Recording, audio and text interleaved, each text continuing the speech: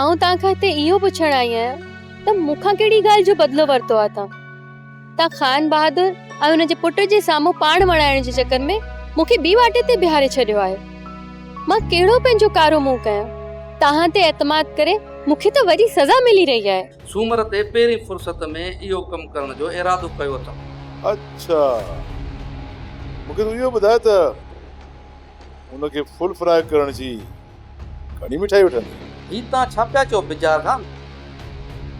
मां गैर कानूनी कमु कीअं करे थो सघां? पाण हिकिड़ो सौदो करे था वठूं न। तूं पंहिंजे कम जी मज़दूरी अॻवाट वठी छॾ। तोखे राति मारण जो प्रोग्राम ठाहियो अथनि।